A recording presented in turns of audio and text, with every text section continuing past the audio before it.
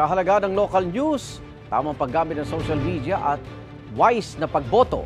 Yan ang mga tinalakay sa Visayas leg ng GMA Masterclass Eleksyon 2025 Dapat Totoo Series. May unang balita si Kim Salinas ng GMA Regional TV. Matapos ang matagumpay na Mindanao leg ng GMA Masterclass Eleksyon 2025 Dapat Totoo Series, sunod na destinasyon naman ang Visayas. Dito sa University of San Agustin sa Iloilo City, ibinahagi ng speakers ang tamang paraan ng paggamit ng social media at kahalagahan ng local news.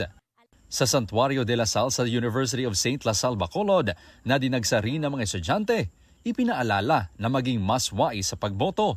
Pumili ng mga tamang kandidato. Otherwise, kung hindi natin gagawin ito, magpapatuloy ang matinding kahirapan. May kapangyarihan tayong labanan ang fake.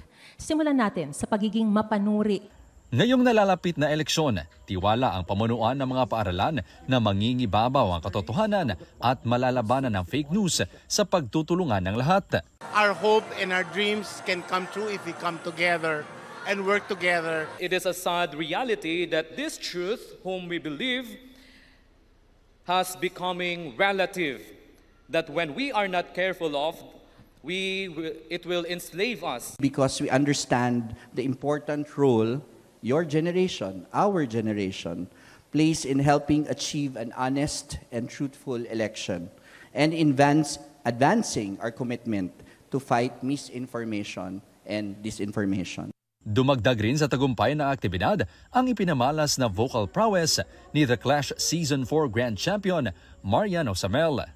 Nagsilbi namang host si GMA Synergy Sportscaster Martin Javier.